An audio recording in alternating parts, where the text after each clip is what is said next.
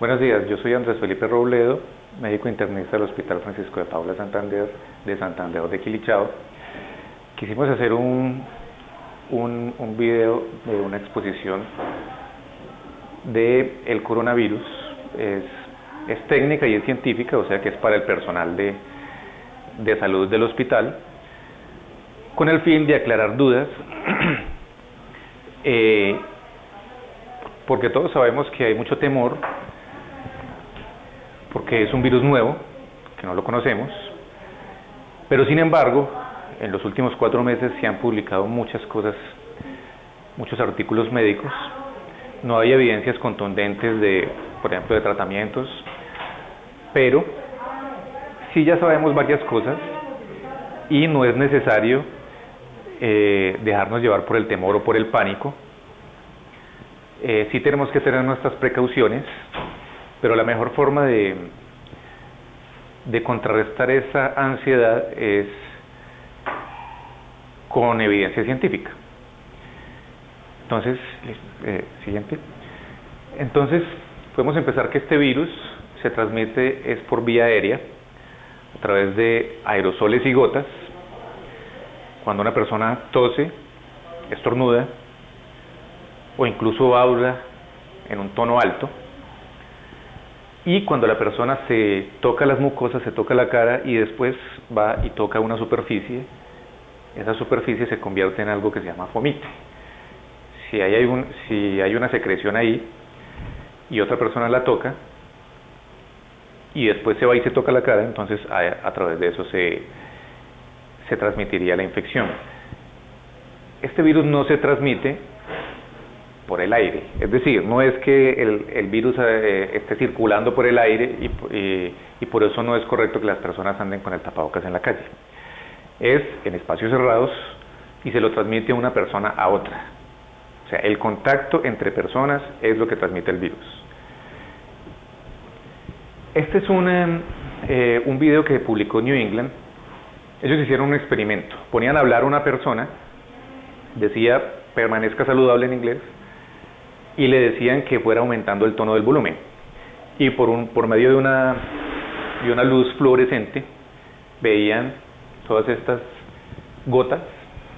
Entonces, entre más alto era el volumen, más gotas salían.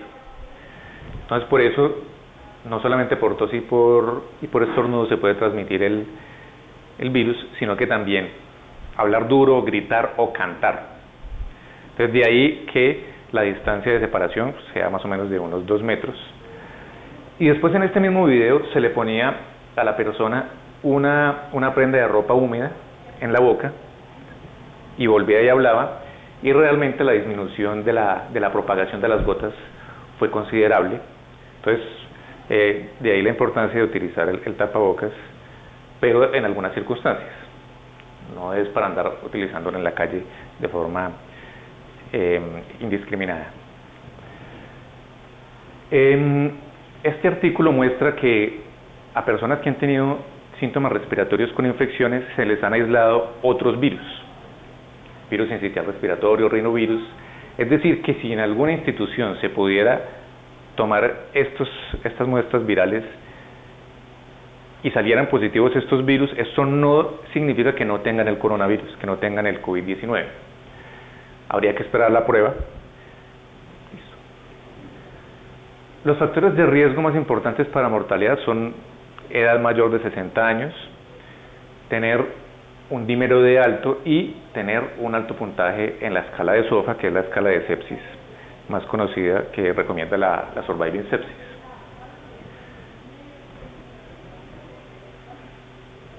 Entonces, está muy claro, ya está muy bien documentado que hay algunas comorbilidades que son las que más riesgo generan de adquirir la infección y de complicaciones. Entonces, dentro de ellas están diabetes, hipertensión, enfermedades cardiocerebrovasculares, neumopatías. No se ha identificado tanto que algunos pacientes inmunosuprimidos como VIH o que tomen medicamentos inmunomoduladores se infecten más. Eso no está comprobado.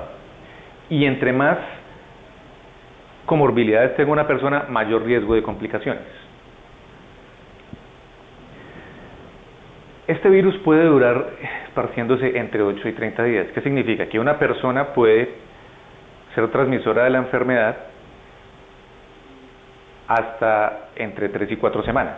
Por eso es que cuando a una persona se le diagnostica la enfermedad y uno de los esa persona después de haber sufrido esa enfermedad puede seguir esparciéndola por unos días más, y a esas personas hay que estarles tomando la reacción en cadena de polimerasa, y cuando ya tenga 2 pruebas negativas es cuando se dice que ya no es infeccioso.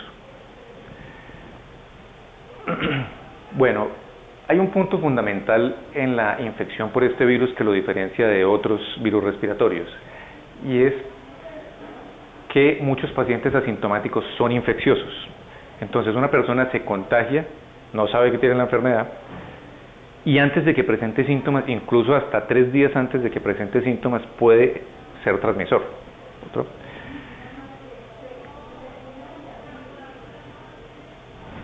Un anterior.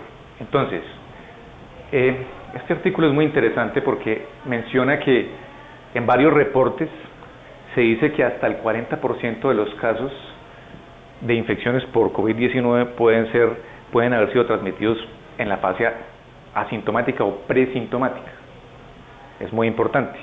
Por eso, pues países como Corea del Sur identificaron esto rápidamente y empezaron a hacer pruebas aleatorias, incluso en la comunidad, e identificaron pacientes con infección que todavía no, que estaban en fase presintomática, y los aislaron de una vez.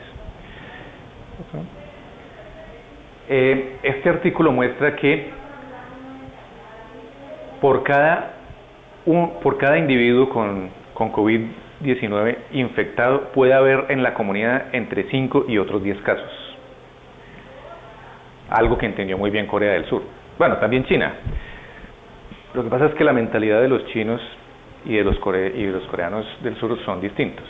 Los chinos pues están en una dictadura comunista, y entonces allá apenas empezó unos meses después de empezar el problema, pues a todo el mundo se le dio la orden de que se tenía que guardar sí o sí.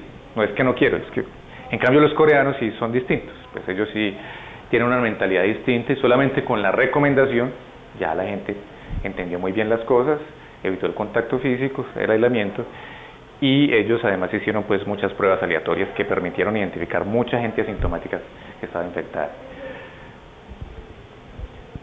Este es un virus que se conoce como beta coronavirus, de la familia viene de los murciélagos, como sus primos SARS-1 y el MERS. El SARS, que fue el que generó la epidemia en Asia en el año 2003, y el MERS, que fue que generó un problema en el Medio Oriente. Y esos pueden tener unos reservorios intermedios. Por ejemplo, el COVID-19 aparentemente salió de un murciélago, pero tuvo un paso intermedio por un animalito que era como una especie de armadillo. Son hermanos estos virus, pero no son iguales, tienen ciertas diferencias. Este virus, cuando entra al sistema respiratorio, va y busca los receptores de angiotensina de angiotensina 2. Entonces el virus, que tiene una corona, por eso se llama coronavirus, pero estas son unas espigas, las proteínas S, que son las que le permiten la unión al receptor de enzima convertidora de angiotensina. Ahí se internaliza a la célula respiratoria y después empieza a hacer su efecto. Esta enzima convertidora de angiotensina está en varias partes del cuerpo: pulmón, corazón, riñones, intestino. Tiene varias proteínas que ya han sido analizadas. La proteína S, que es la que le da las espigas, le permite al virus unirse a la célula y a través de eso internalizarse. Y hay otras proteínas que tienen otras funciones. Por ejemplo, hay una que aumenta la respuesta inmune, hay otra que genera virulencia, y hay una que es importante para la síntesis de RNA. ¿Otro?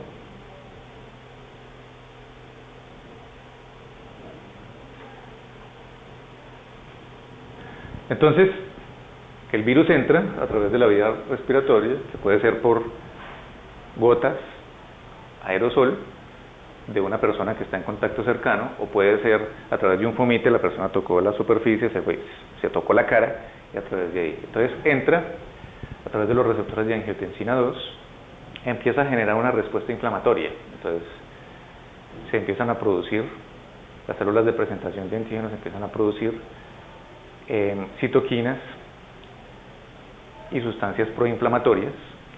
Hay apoptosis de las células T, que son linfocitos, y esto se va a ver reflejado en el hemograma. Y después empieza una condensación inflamatoria en el neumocito y en el alvéolo, que a la postre va a generar la disnea, la dificultad respiratoria, la hipoxemia y en últimas el síndrome de dificultad respiratoria aguda del adulto. Entonces, aquí tenemos la entrada del virus a través de la enzima convertidora de angiotensina. Son más susceptibles los pacientes ancianos o los pacientes que tienen comorbilidades como diabetes, hipertensión, enfermedades cardiocerebrales. Después empieza la respuesta inflamatoria.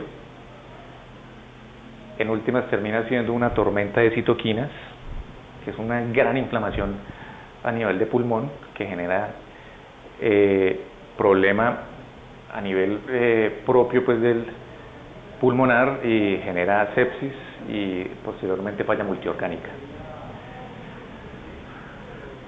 Se sabe que el SARS original, el 2003, y el MERS, que son hermanos de él, pero no son los mismos, generan inmunidad a través del tiempo.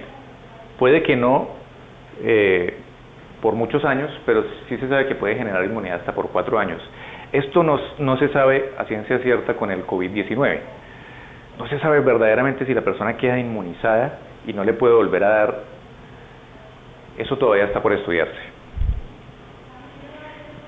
En esta gráfica podemos ver que la línea azul es la carga viral de RNA que puede ser detectada. La línea verde es la inmunoglobulina M, cuando ya se empiezan a producir anticuerpos, y la línea roja son la inmunoglobulina G, que son los anticuerpos que aparecen después de la fase aguda. Entonces, lo primero que se empieza a detectar, obviamente, es la carga viral, que eso es lo que detecta la reacción en cadena de polimerasa. Empieza a subir con el paso de los días y tiene un pico máximo más o menos en el 10º. Hay algo importante que decir, y es que la prueba de reacción en polimerasa, si se toma antes del 3er día, hay un gran porcentaje de falsos negativos. Entonces, si hay una alta sospecha, esa prueba debe repetirse después de las 72 horas. Y miren que las inmunoglobulinas, la inmunoglobulina M, pues después del 7º día, tendría un menor uso. El virus puede permanecer vivo cuando una persona tose o estornuda o toca alguna superficie en algunas superficies.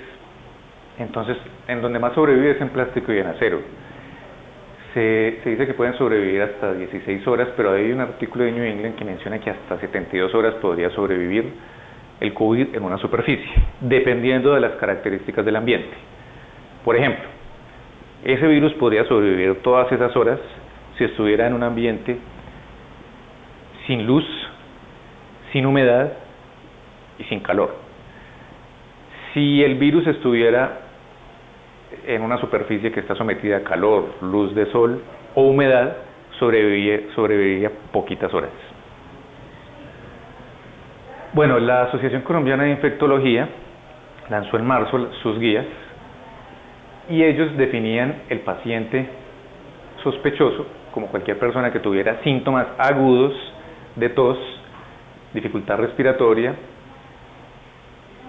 que tuviera o no fiebre. La fiebre no es un síntoma indispensable, sobre todo al principio, porque los primeros días de la enfermedad, hasta un 40% de personas puede que no tenga fiebre, pero en el transcurso de la evolución de la patología, casi todos terminan haciendo fiebre. Y que al principio pues se decía que la persona tendría que tener que haber viajado o haber tenido contacto con alguna persona que hubiera viajado a uno de los países donde tenía alta incidencia del virus. Eso era válido en ese momento, a mediados de marzo. Ahora que ya todos estamos en cuarentena, casi todos los países, pues ya esta definición habría que modificarla, porque ya ahorita muy poquitas personas habrían viajado. Yo diría que ahora que se reabrió, pues que se hizo una apertura parcial de la cuarentena, sería factor de riesgo, por ejemplo, viajar a Cali, que es la segunda ciudad con más infectados en Colombia, o viajar a Bogotá, si alguien tuviera eso sí sería. Pero ahora no es necesario ese contacto epidemiológico. Y el otro criterio es que tuviera ya cambios radiológicos de neumonía, o que los síntomas persistan por más de 8 días, porque eso sí sería anormal en un cuadro gripal inofensivo. La enfermedad no complicada es el paciente o que no tiene síntomas o que tiene síntomas como una gripa leve, pues leve, pero pues obviamente la persona se va a sentir enferma, pero no tiene alteración en los signos vitales. En la neumonía leve, la persona está sintomática, tiene cambio ya radiológico de neumonía, pero sus signos vitales están bien, no tiene distrés respiratorio importante y no tiene hipoxemia. Esos pacientes se les pone la escala de Kurb y se les adiciona también la oximetría, y la mayoría de eso se podrían manejar en la casa. La neumonía grave es la persona que ya tiene cambios radiográficos, ya tiene alteración de signos vitales, sobre todo distrés respiratorio marcado, y ya tiene algo de hipoxemia. Entonces, aquí menciona tener saturaciones menores de 90, pero eso sería válido para Bogotá. Recordemos que la presión arterial de oxígeno, que es un indicador indirecto de la oximetría, está en relación a la altura de la ciudad donde estén las personas. Entonces, en Bogotá, la presión arterial de oxígeno normal sería 65 hasta 65 milímetros de mercurio, y acá en Santander de Quilichao, que estamos a una altura muy parecida a la de Cali, estaríamos más o menos a unos 1050 metros. Ahí nosotros deberíamos estar saturando más de 70%. Deberíamos tener una presión arterial de oxígeno de más de 70 milímetros de mercurio, o sea, que deberíamos tener una saturación normal de más de 93%. Si la persona no es un neumópata crónica, por ejemplo, una persona con una enfermedad pulmonar obstructiva crónica o con una fibrosis pulmonar, pueden tener saturaciones de oxígeno normales hasta 88%, y normalmente no deben saturar más de 92%, porque de lo contrario eso generaría hipercapnia. Entonces, en nuestro medio, una persona que no sea neumópata no debe saturar menos de 93%, ese ya es un signo de alarma. Posteriormente vendría el síndrome de dificultad respiratoria aguda del adulto, que tiene 3 criterios fundamentales. 1, trastorno de oxigenación; 2, cambios radiográficos, generalmente son bilaterales; y 3, que no sea de causa cardíaca, es decir, que es un edema agudo de pulmón no cardiogénico. En nuestro medio pues no tenemos cómo comprobar la parte cardíaca, porque no tenemos ecocardiograma ni péptido natriurético cerebral, y tampoco podríamos medir presiones centrales. Sin embargo, pues clínicamente sí lo podemos discernir. Esto es completamente distinto de tener dificultad respiratoria. A veces se comete el error de decir, es que el paciente tiene síndrome de dificultad respiratoria aguda del adulto o SRA porque tiene dificultad respiratoria. Son dos cosas distintas. La dificultad respiratoria o distrés respiratorio, que yo lo voy a seguir llamando así, es un signo, es un síntoma. La persona se siente con disnea y podemos observar el esfuerzo respiratorio, uso de músculos accesorios, disociación tóraco-abdominal. Entonces no debemos utilizar esos términos de forma indistinta, son cosas completamente separadas. Otro espectro de la enfermedad es cuando ya está séptico, ya hay una disfunción orgánica provocada por la infección. Se puede identificar de entrada en urgencias con el Quick SOFA, que tiene 3 parámetros: aumento de frecuencia respiratoria, disminución de presión arterial y alteración del estado mental. Si identificamos eso, pues iniciaríamos un protocolo de sepsis y después completaríamos toda la clasificación de SOFA con gases arteriales, con hemograma para ver plaquetas, bilirrubinas, función renal, y eso nos daría un estimado, un predictor de gravedad y de mortalidad. Y por último, estaría el paciente con shock séptico, que es un paciente que está hipotenso, asociado a sepsis, y que no respondió a líquidos y que necesita vasopresor. Entonces, el periodo de incubación es entre 4 y 14 días y el promedio son más o menos 5 días. La mayoría de los pacientes van a estar en el espectro de enfermedad leve, que son el 80% de todos los infectados. Es decir, ahí están los que son asintomáticos o los que tienen síntomas leves, síntomas gripales leves.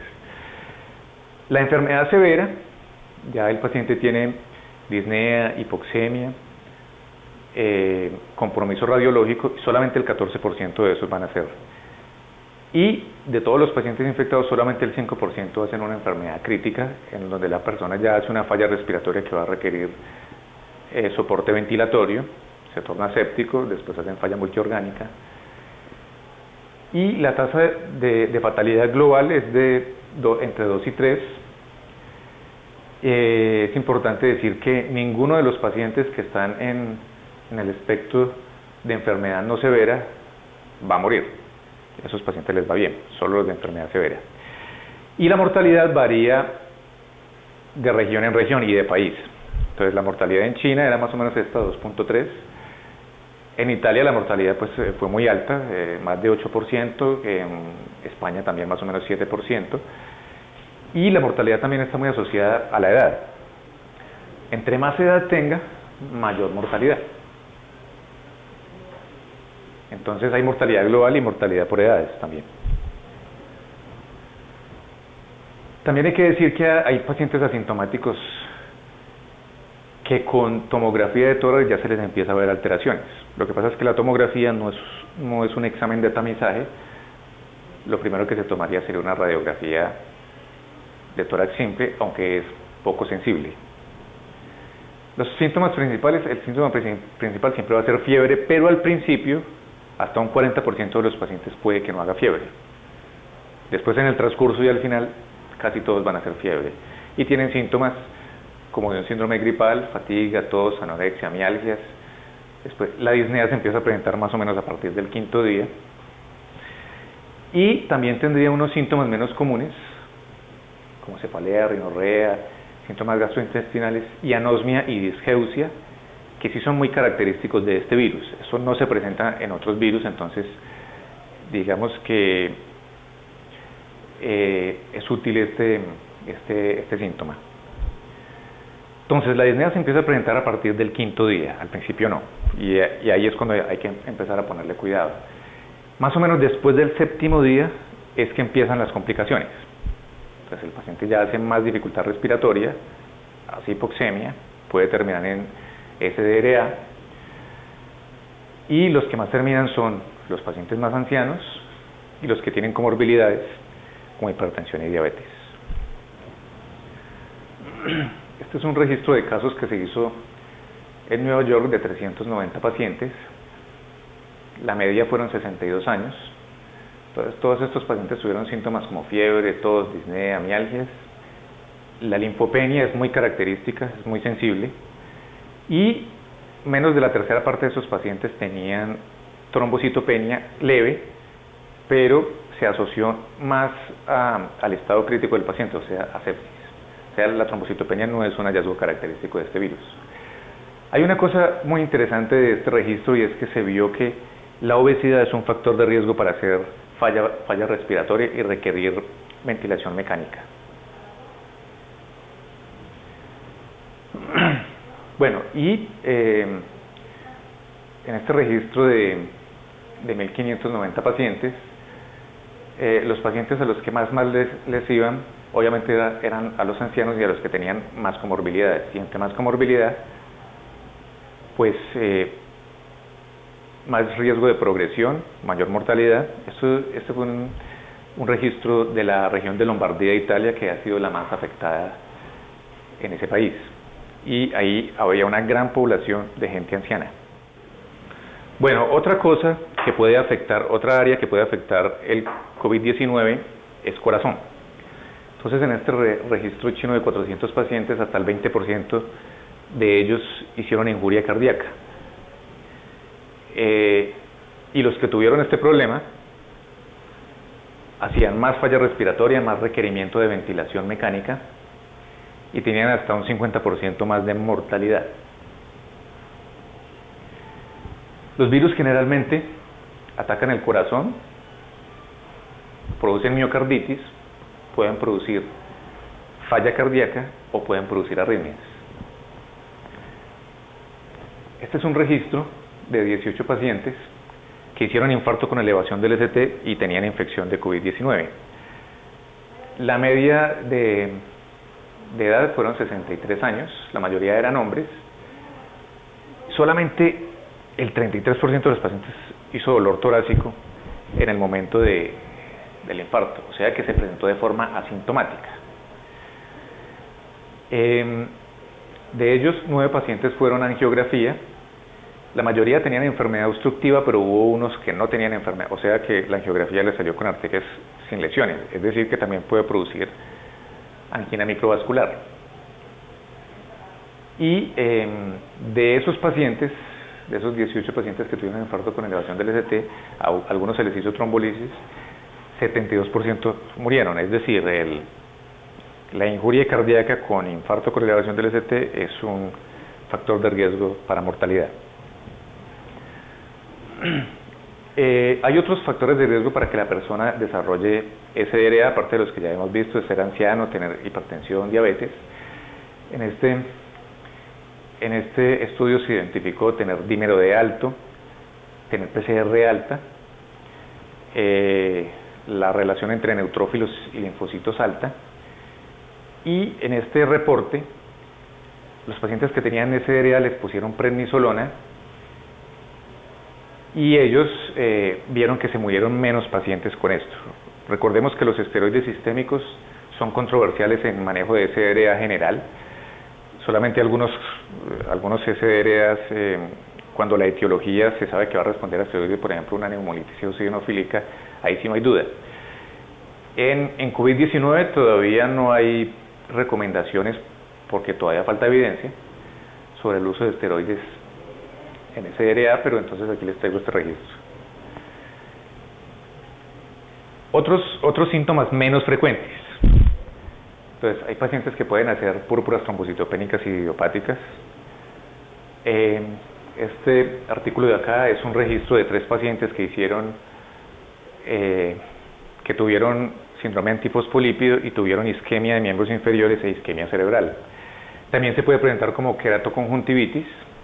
Recordemos que el primer médico que reportó el virus en China, que era oftalmólogo, pues no sabemos si estaba viendo un paciente con queratoconjuntivitis, pero pues los oftalmólogos tienen mucho riesgo porque, por ejemplo, para acercarse a hacer un fondo de ojo, pues el contacto es muy estrecho.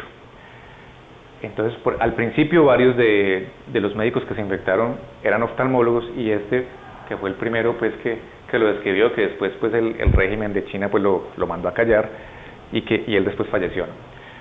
Bueno,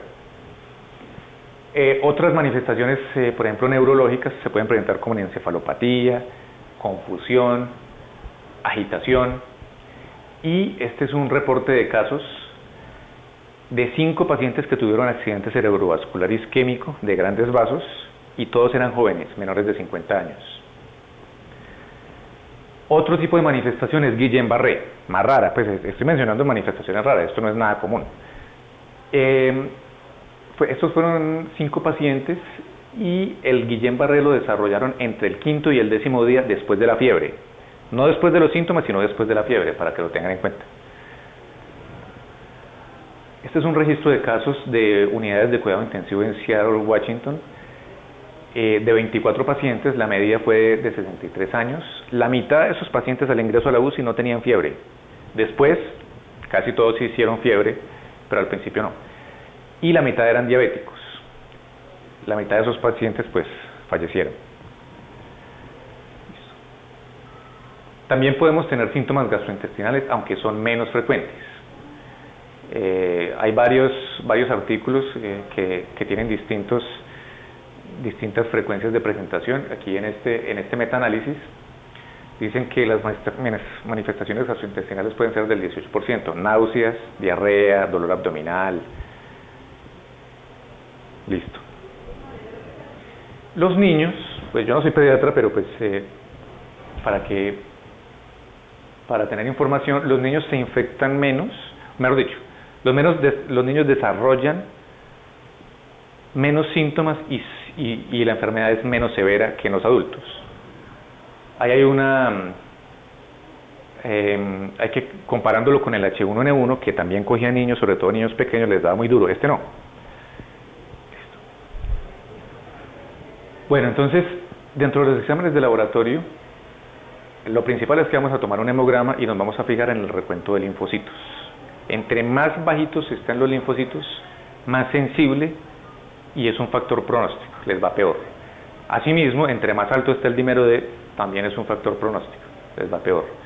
La deshidrogenasa láctica es sensible pero no es específica. Recuerden que la deshidrogenasa láctica se puede elevar en muchas otras cosas. Entonces, y la procalcitonina al principio de esos pacientes normalmente es normal o negativa. Ya cuando el paciente está en cuidado intensivo con ventilación mecánica invasiva, sí pueden hacer neumonía nosocomial y ahí sí se empezaría, ahí la procalcitonina sí tendría utilidad, pero más que todo para retiro de antibióticos.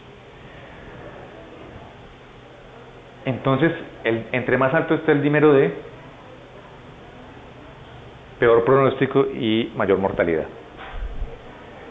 Hay un índice que se llama el puntaje de Cole, que es un acrónimo. Entonces, la C es de comorbilidad, la A es de edad en años, L de linfocitos y la otra L es de deshidrogenasa láctica. Entonces, esto da unos puntos.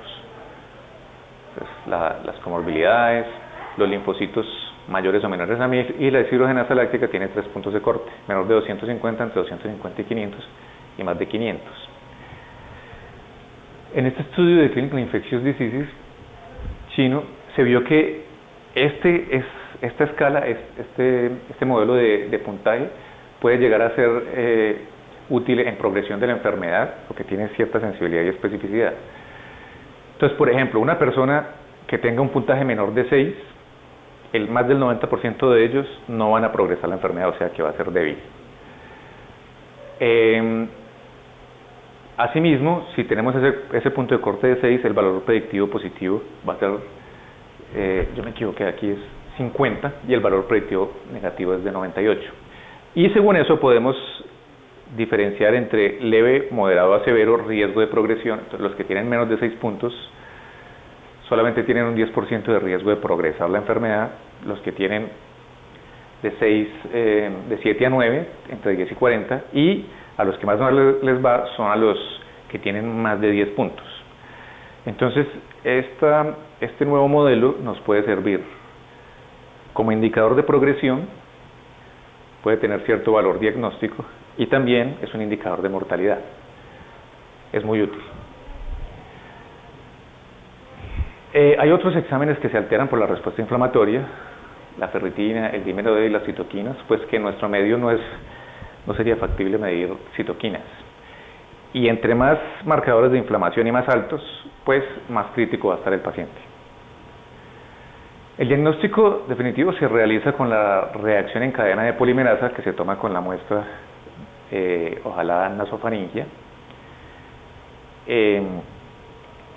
Entonces, este es un video que pueden encontrar en New England. Yo saqué las fotos nada más. Miren la vestimenta de la persona que toma la muestra nasofaringia. Tiene su bata, su careta, su tapabocas de alta eficiencia, sus guantes. Ni siquiera tiene gorro.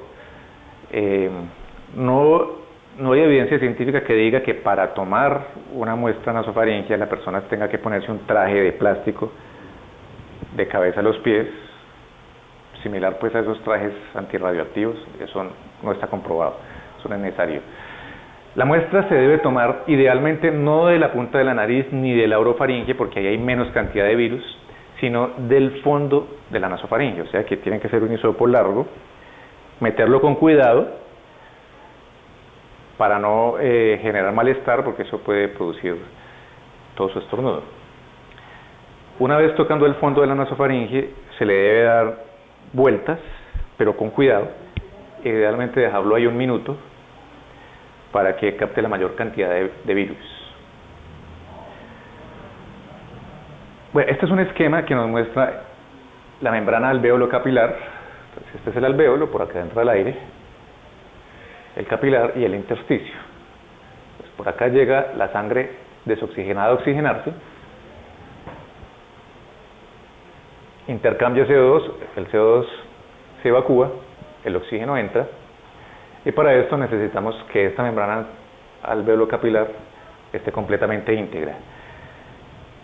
En esta parte izquierda vamos a ver un paciente con un edema pulmonar cardiogénico, en donde lo que hay es un aumento en la presión hidrostática de los vasos sanguíneos, el líquido se extravasa, pasa por el intersticio, algunos vasos linfáticos pueden reabsorber esto, pero esto tiene un límite y puede ser sobrepasado.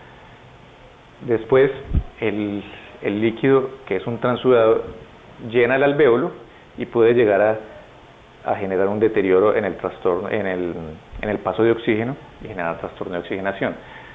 Caso contrario ocurre con el edema pulmonar no cardiogénico, cuyo ejemplo es el SDRA.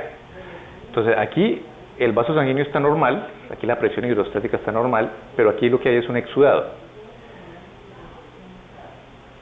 El alvéolo se empieza a llenar de células inflamatorias, también el intersticio, se empieza a deteriorar el intercambio gaseoso, oxígeno por CO2. Al principio, cuando esto se empieza a llenar, entonces lo que tendríamos fisiopatológicamente es una alteración ventilación-perfusión, pero cuando ya el caso es muy severo y estos alvéolos están completamente llenos de un líquido inflamatorio, pues obviamente no va a haber paso de oxígeno, y entonces la sangre que venía a oxigenar sale desoxigenada, y eso es lo que genera el cortocircuito o shunt. Por eso esos pacientes, cuando uno les pone incluso hasta oxígeno hasta 100%, pues no mejoran, y en últimas algunos de ellos van a necesitar terapias como de cúbito prono o el ECMO, que es la circulación extracorpórea.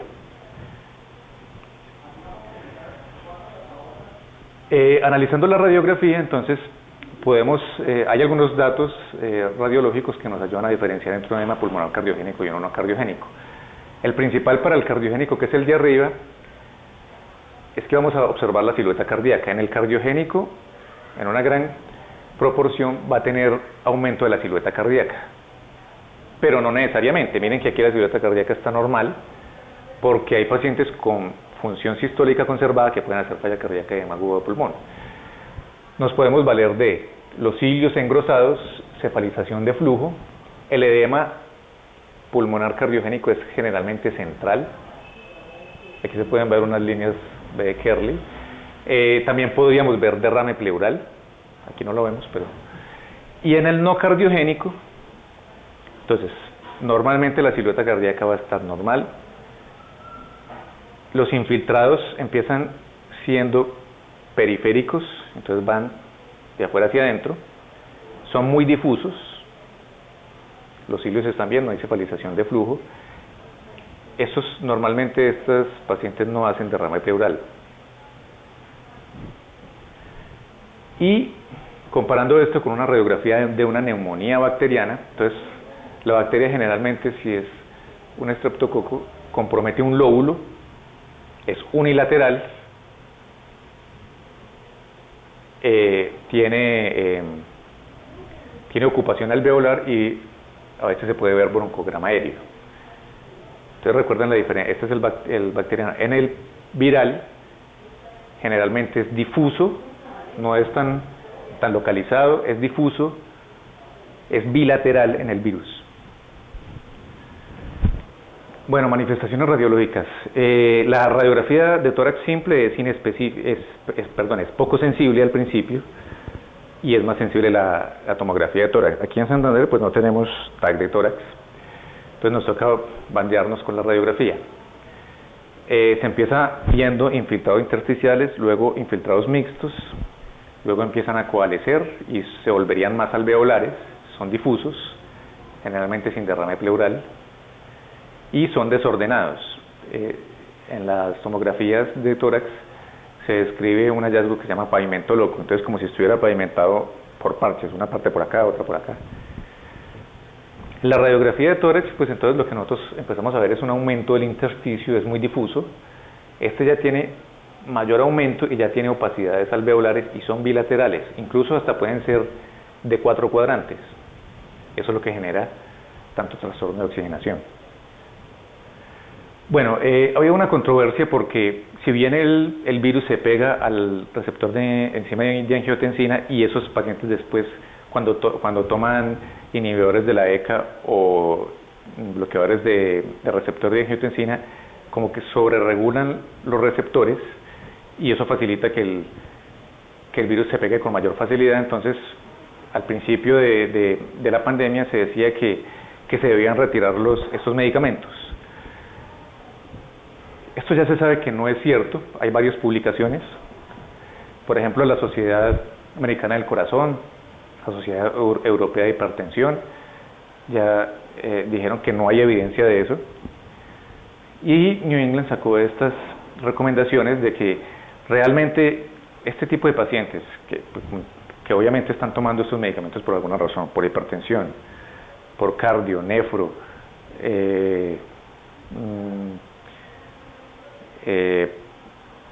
problemas vasculares, en fin, diabetes, pues esos pacientes se benefician más de esto. La única razón para suspender estos medicamentos sería un paciente en unidad de cuidado intensivo ya pues con un choque séptico que no podría utilizar antihipertensivo, pero no se recomienda suspenderlos.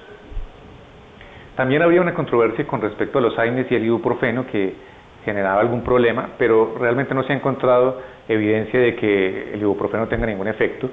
Sí se recomienda que para los síntomas como dolor, fiebre, la persona inicialmente tome acetaminofén y si con eso no mejora, entonces ahí sí se podría utilizar el ibuprofeno, no habría contraindicación absoluta. Este artículo de Clinical Medicine es un registro chino de 34 pacientes que les iban a hacer unas cirugías selectivas y tenían COVID. Y estos pacientes no terminaron bien. Hasta un 40% de ellos requirió ingreso a UCI y el 20% presentó mortalidad. Por eso se ha recomendado que si la cirugía no es absolutamente necesaria, si así fuera una cirugía electiva y fuera importante, pero la vida del paciente no corriera peligro, pues debería aplazarse. Bueno, en mujeres embarazadas se sabe que no les da tan duro y no hay transmisión placentaria. O sea, la madre no le transmite el virus en la gestación. Este es un registro de 118 mujeres, el 90% de ellos tuvieron enfermedad leve, solamente el 8% tuvieron síntomas con hipoxemia y solamente una necesitó ventilación mecánica no invasiva, ni siquiera invasiva, ninguna se murió. Es decir que a las embarazadas este virus pues no les da tan duro comparado con el H1N1 que era uno de sus clientes predilectos y sí las atacaba con fuerza. La campaña Sobreviviendo a la Sepsis, al principio, esto fue en marzo, decía que en China teníamos 1.716 trabajadores de la salud contagiados y de ellos 5 fallecieron. Después aparecieron otros datos. Este es un registro chino que ellos tuvieron 23 muertos. Resulta que 11 de esos 23 eran pacientes mayores de edad que ya estaban retirados y los llamaron para que les ayudaran a atender la emergencia y pues tremendo error. tenían diferentes especialidades.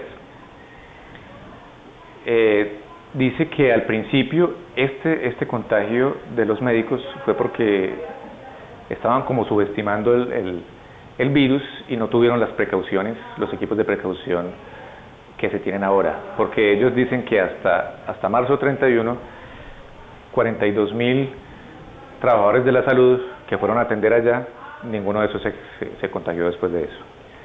Ninguno de esos se contagió, no, ninguno de esos falleció. Bueno, la campaña Sobreviviendo la sepsis de COVID dice algo muy importante. Como estamos en una época de escasez de tapabocas, no solo en nuestro país, sino en todas partes, en todo el mundo, sobre todo los tapabocas más eficientes que son los N95, solamente esos los van a usar los que vayan a realizar una actividad que genere aerosoles, es decir, intubación orotraqueal, resucitación cardiopulmonar, estudios endoscópicos, nebulizaciones, aspiraciones. Si no se va a hacer eso, pues no se podría utilizar solamente la máscara quirúrgica. Y si se va a hacer alguna actividad que genere aerosoles, debería ser en un cuarto con presión negativa, que pues aquí en la institución no lo tenemos. Entonces se vuelve a recordar que todos los otros médicos que no vayan a realizar operaciones que generan aerosoles deben utilizar mascarilla quirúrgica. CDC de Atlanta también dice lo mismo. Ellos dicen, si bien existe un riesgo, si bien los tapabocas N95 protegen más que los otros, como estamos en una escasez, entonces recomiendan exactamente lo mismo. Bueno, aquí se vuelve a mencionar todas las actividades. La traqueostomía también está dentro de las actividades que generan aerosoles, y CDC dice que la toma de la muestra nasofaringea no es una actividad que genere aerosoles. Por lo tanto, incluso ellos no necesitarían, pero bueno, digamos que nos pasamos que utilicen el tapabocas N95, pero no sería necesario ponerse ese traje espacial que cubre todo, porque eso no está escrito en ninguna parte. Bueno, pasemos esta. Bueno, el Ministerio de Salud y la Asociación Colombiana de Infectología sacaron estos lineamientos. Entonces, el trabajador de la salud que va a atender a un paciente, pero en una actividad que no va a generar aerosol, se pone mascarilla quirúrgica, se puede poner sus gafas, su careta, sus batas desechables, su pantalón, su gorro, nada más. El que sí va a hacer actividades que generan aerosoles, entonces ese sí se pone tapabocas N95. Lo mismo el que va a ser sometido a procedimiento quirúrgico, el cirujano que va a realizar el procedimiento. El acompañante de la persona solamente necesita, de la persona que tenga sospecha de la infección, va a entrar al cuarto del paciente solo con máscara quirúrgica y bata. Y los pacientes, todos los pacientes deben tener su tapaboca, es decir, cuando la persona ingresa a urgencias, se le pone su máscara quirúrgica o la otra. Los administrativos o toda persona que trabaje en la institución que no tenga contacto con pacientes, sobre todo cercanos, sospechosos, no necesita tapabocas de alta eficiencia, solamente máscara quirúrgica. Bueno, este es los métodos de transmisión dependiendo de la etapa en la que está la persona. Entonces, si la persona está en una fase presintomática, puede ser infectante por gotas. Aerosol se sospecha, pero no se está seguro, y se cree que esa persona puede contagiar a otras a través de contacto o contacto con superficies. Obviamente que el sintomático transmite la enfermedad por todas partes, aerosoles, gotas y contacto físico.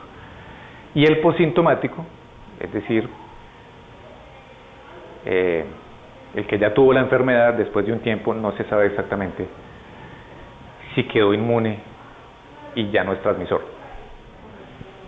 Bueno, esta campaña Sobreviviendo a la sepsis, ¿de dónde saca que todo el personal de salud no tiene que utilizar tapabocas N95? Ellos evaluaron 20 estudios, máscara quirúrgica versus respirador N95, y encontraron que no hubo muchas diferencias. Hubo aumento de contagios por influenza o por otros tipos de virus, pero no por coronavirus, aunque este estudio se hizo antes del COVID-19, ¿no? Ellos lo que dicen es, como no hay evidencia concreta de que todo el mundo tenga que tener tapabocas N95 porque todo el mundo no va a hacer actividades que generan aerosoles, y como se nos van a agotar, pues entonces cuidémoslos. El hecho de que en este momento tengamos no significa que nos lo vamos a gastar rápidamente. Recuerden que con esta apertura, con esta liberación parcial de la cuarentena, es posible que en unas semanas tengamos un pico de aumento de casos. Entonces no nos podemos relajar y no podemos decir, no, deme tapabocas ahora que después comprar más.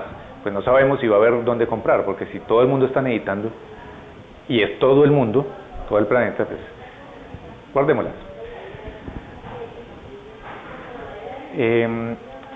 Entonces se ha dicho, y entonces ¿será que de qué forma podemos reutilizar los tapabocas N95? Entonces se han dicho muchos métodos, que evaporación, que luz ultravioleta, que lavarlos con agua y jabón, que etanol. Se ha visto que nada de eso, lo único que hasta ahora se ha comprobado que funciona es el etanol,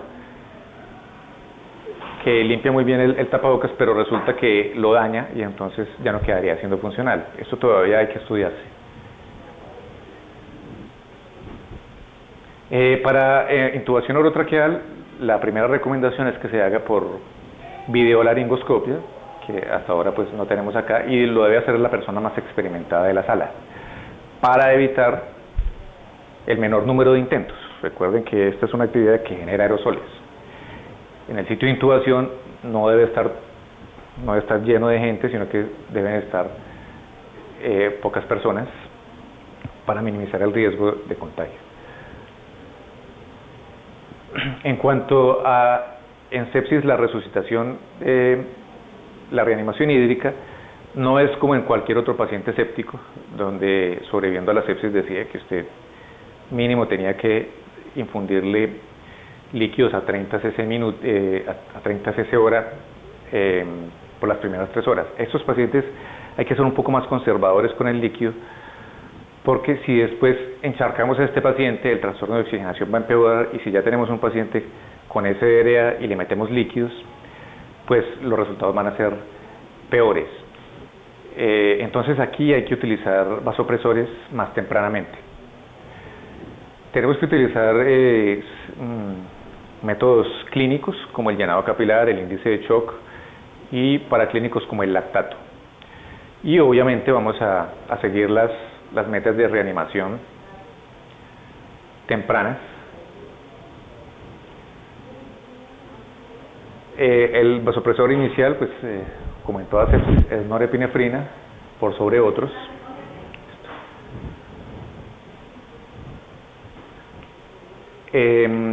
Bueno, el uso de corticoides solamente estaría indicado en shock refractario, pensando en insuficiencia suprarrenal. De resto no.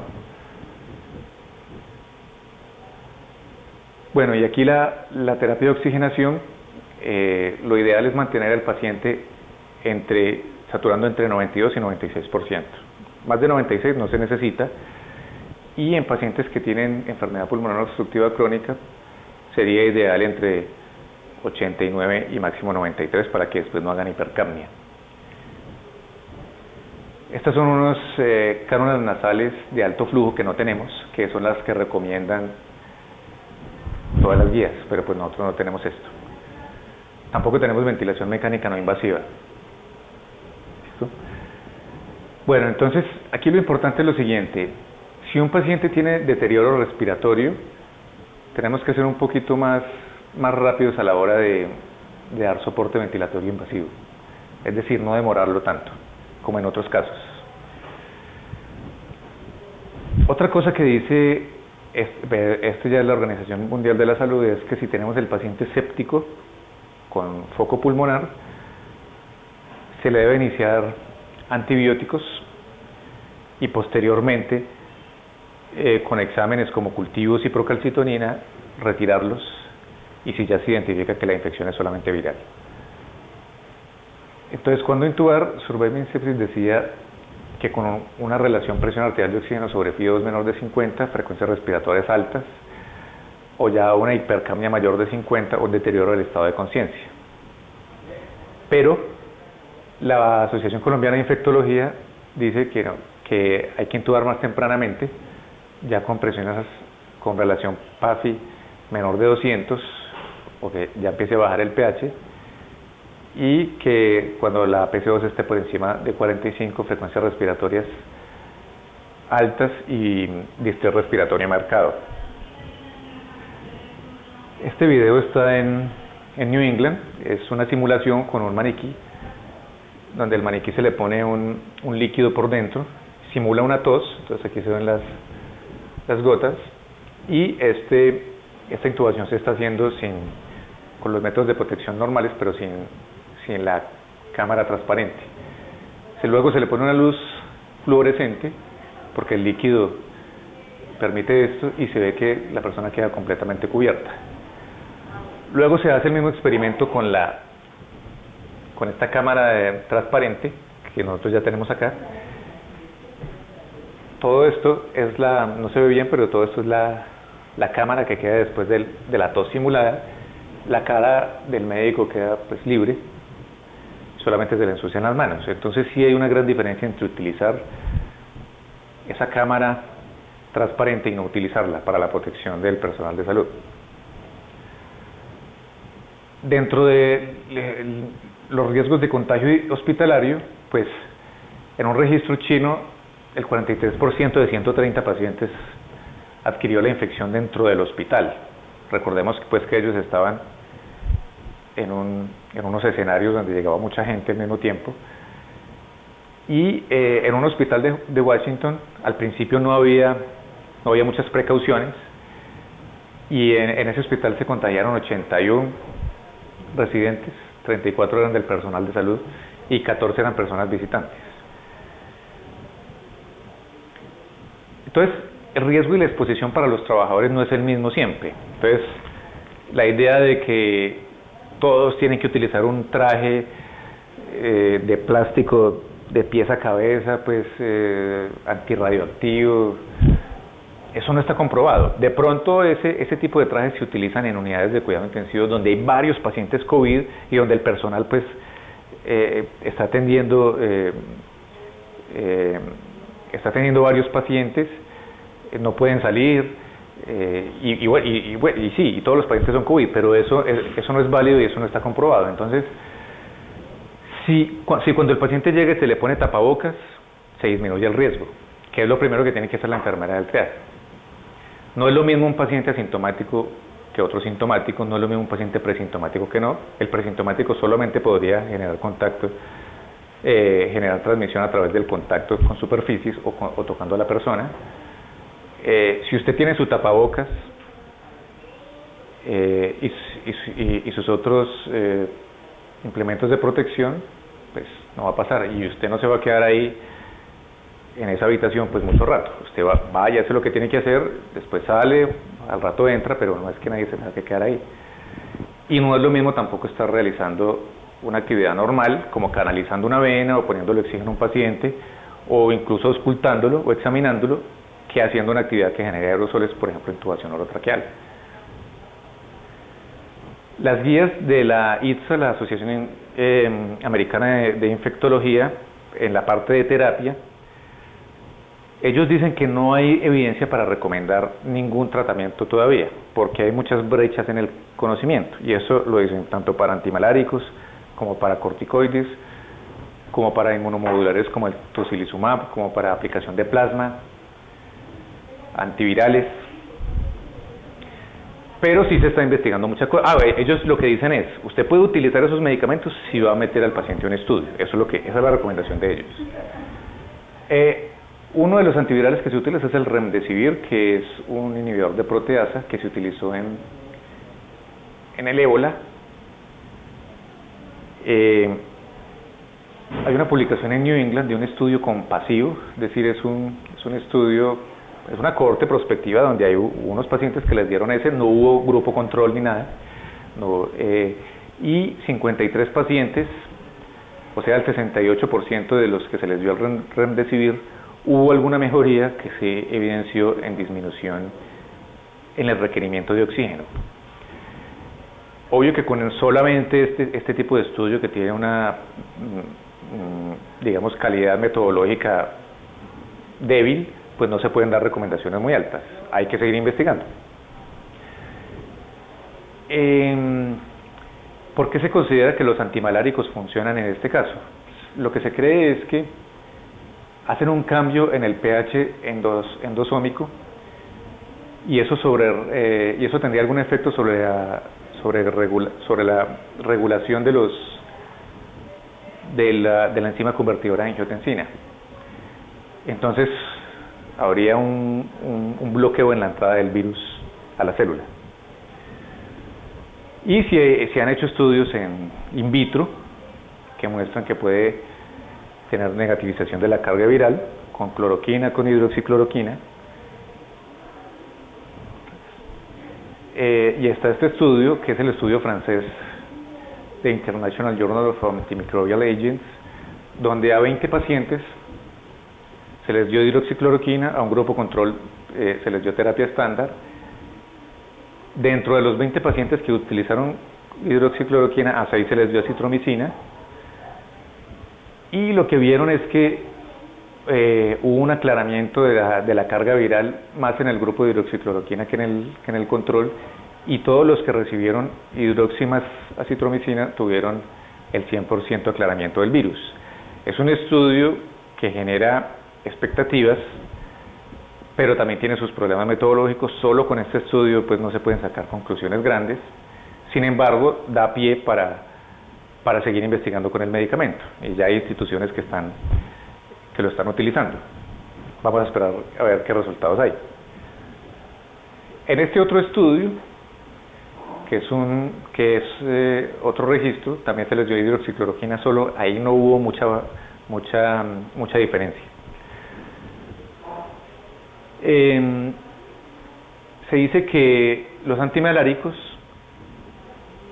pues como hasta ahora han sido seguros, sin desconocer que tienen efectos adversos, por eso hay que tomar electrocardiograma para ver que la persona no tenga prolongación del QTI, y hay que hacer seguimiento electrocardiográfico si lo está recibiendo. Pero existe evidencia racional para hacer estudios con estos medicamentos. También se ha utilizado lopinavir ritonavir, que se utiliza en VIH, interferón y otras cosas. Eso se utilizó en otros coronavirus, y por eso hicieron el estudio de lopinavir ritonavir en pacientes hospitalizados. Este estudio chino que salió a finales de marzo. Todos teníamos muchas expectativas con este estudio, pero pues lastimosamente los resultados es que no hubo diferencias en el grupo de lopinavir versus el grupo control. No hubo diferencias en disminución de tiempo enfermo ni de mortalidad. Sin embargo, se le hacen unas críticas al estudio. Primero, fue un estudio clínico aleatorizado, controlado, pero no fue ciego, fue abierto. Y segundo, que los pacientes que se incluyeron en el estudio ya estaban en fases avanzadas, después del 10º día. Y esos pacientes pues ya están en una fase crítica que es muy difícil que algo les sirva. La teoría es que estos antimaláricos funcionarían mejor en etapas tempranas de la enfermedad.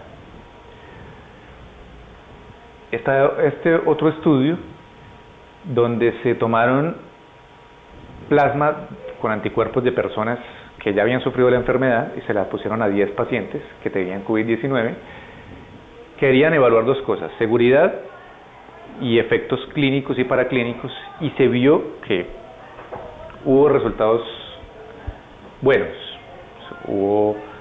Fueron seguros, no tuvo efectos adversos, y hubo resultados interesantes en los exámenes. Entonces es algo para tener en cuenta. Lo que pasa es que pues estas aplicaciones de plasma no creo que sean fáciles de hacer ni muy económicas.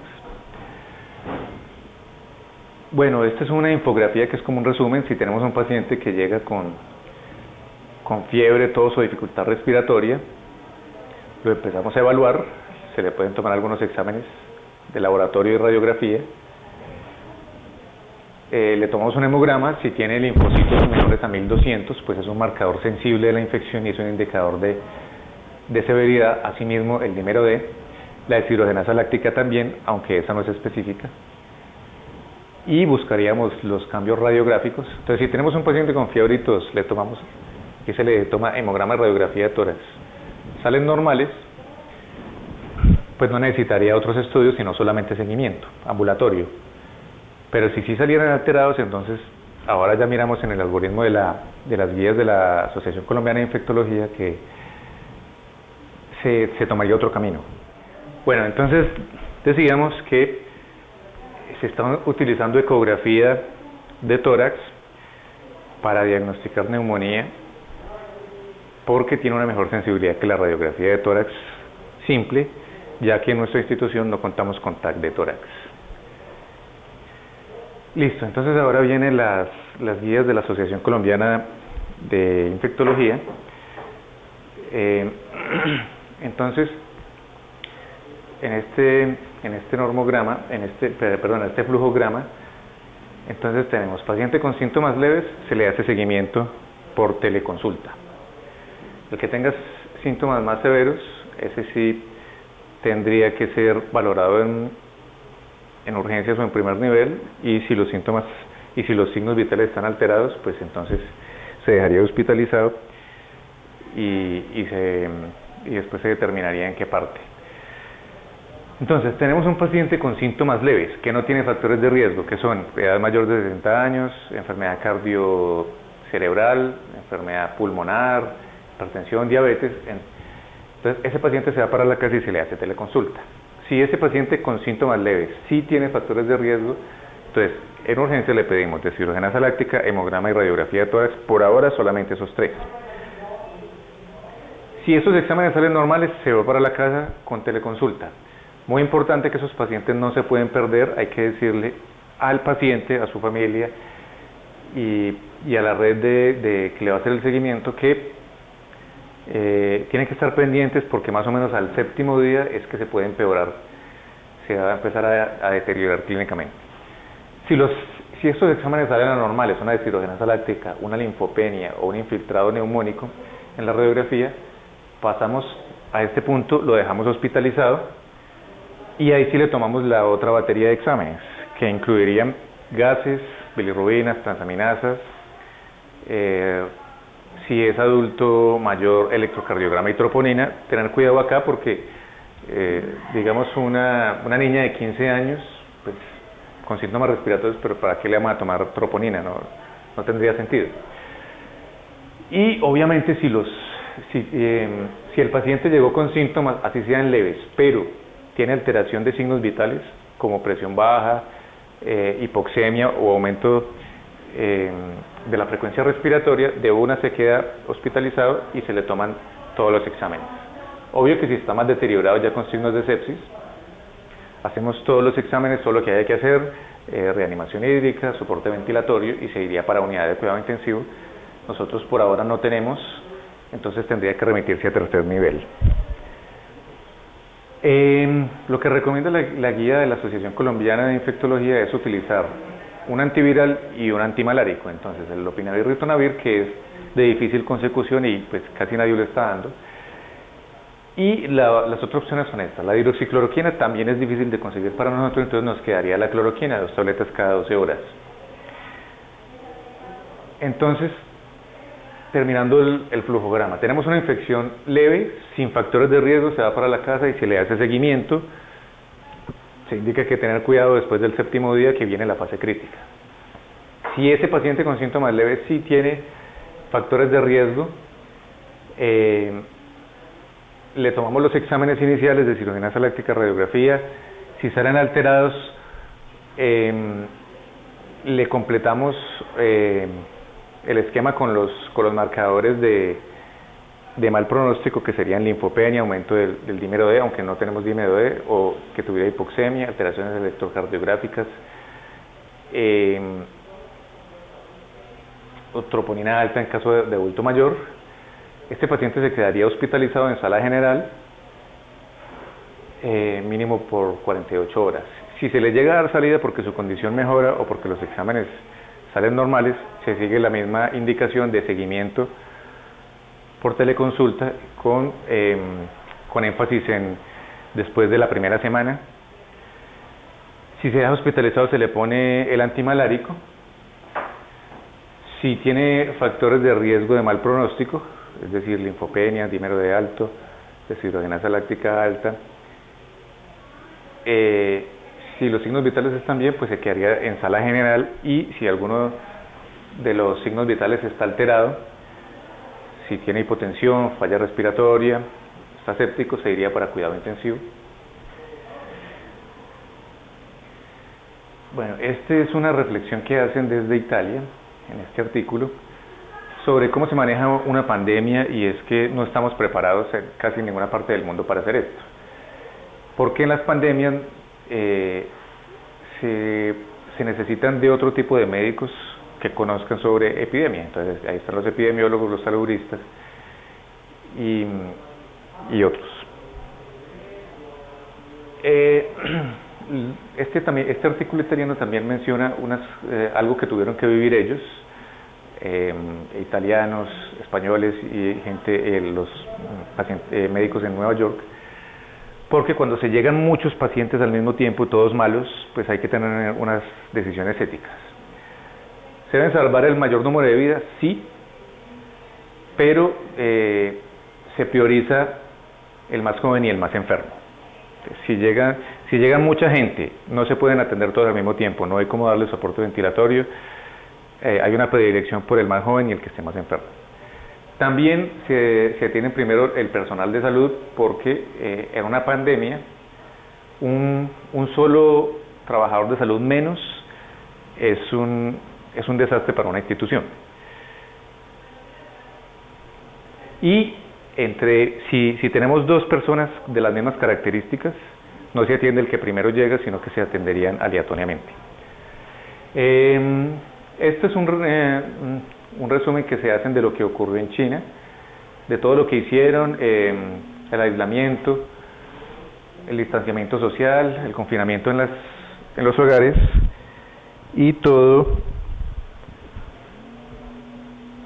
que todo eso dio buenos resultados. Ha dado buenos resultados en China, Corea, Japón, Alemania, y países como Italia, España y en Estados Unidos, en Nueva York, bueno, Ecuador, Brasil, se demoraron más, no lo hicieron y ahora están pagando las consecuencias. Ahora les toca hacerlo. Nosotros lo hicimos relativamente temprano y nos ha ido bien. Bueno, a manera de cultura general, para desarrollar una vacuna es un procedimiento pues un poco complejo. Se pueden hacer con todas estas plataformas, y el desarrollo normal de vacunas tiene unas fases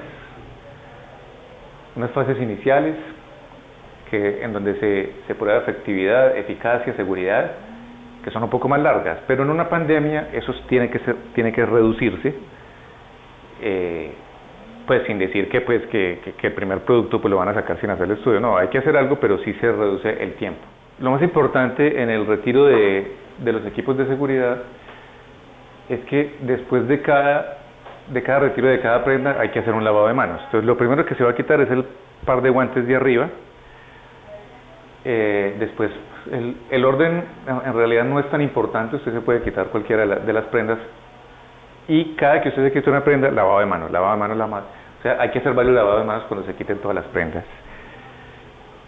Dentro de los materiales que se utilizan para desinfectar las superficies, tenemos varios: hipoclorito, compuestos fenólicos, amonio cuaternario, peróxido de hidrógeno. Y se recomienda que si un paciente está aislado con fuerte sospecha de COVID-19, tenga sus propios elementos, su propio tensiómetro, fonendo. Si no se puede porque no hay disponibilidad, entonces cada elemento que se use debe ser desinfectado. Listo, pasamos al otro. Bueno, no me quedó buena. Estos son dentro de los elementos que utilizamos para hacer desinfección. La clorexidina no inactiva tanto al virus. Entonces, si para lavado de manos es mejor alcohol que tenga más de 60% y isodine. Cuando descontinuamos las medidas de precaución y el paciente se podría ir para la casa, que ya no tenga fiebre sin estar tomando antihistamínicos, que tenga 2 pruebas de reacción en cadena de polimerasa negativas, que hayan mejorado los síntomas respiratorios, mejorado la disnea, que ya no esté hipoxémico, y obviamente la tos se va a demorar semanas en resolverse, ese no es un criterio, y que no tenga que estar hospitalizado por un problema cardíaco, renal o alguna otra cosa. Bueno, este es un resumen de las cosas, de todo lo que se ha presentado. Entonces, en COVID, lo más frecuente es que tengamos tos, fiebre, malestar, mialgia, síntomas gastrointestinales y anosmia. Se debe tomar la muestra nasofaringea. El paciente con síntomas leves, sin factores de riesgo, se maneja en casa, pero se le hace seguimiento. Los otros tendrían que quedarse hospitalizados. No hay tratamiento probado que funcione. Las guías, por ejemplo, como la ITSA, dicen que se pueden utilizar medicamentos si van a ingresar a algún estudio clínico aleatorizado controlado. Y lo más importante es tener los equipos de seguridad en los trabajadores, seguir el distanciamiento social y hacer pruebas. Lo ideal sería hacer pruebas aleatorias para identificar a la población asintomática o presintomática que pueda diseminar la infección. Y para cerrar, entonces es un resumen, entonces el virus se transmite por gotas, aerosoles, contacto con superficies, el periodo de incubación es de promedio de 5 días, es muy importante la fase presintomática, que un paciente antes de sentir síntomas, hasta 3 días antes, ya puede ser contagioso. Después del 5.º día puede empezar la disnea y después del 7.º, 8.º día se deteriora respiratoriamente. Entonces, ese es un periodo crucial. A la semana de los síntomas hay que poner mucho cuidado, tanto en el que están en casa como el que está hospitalizado. Monitorizamos signos vitales. Muy importante tener el hemograma, porque vamos a utilizar el modelo de Kohl, que nos va a servir para progresión de la enfermedad y mortalidad, tener en cuenta las comorbilidades de la edad, el grado de linfopenia y el aumento de deshidrogenasa láctea.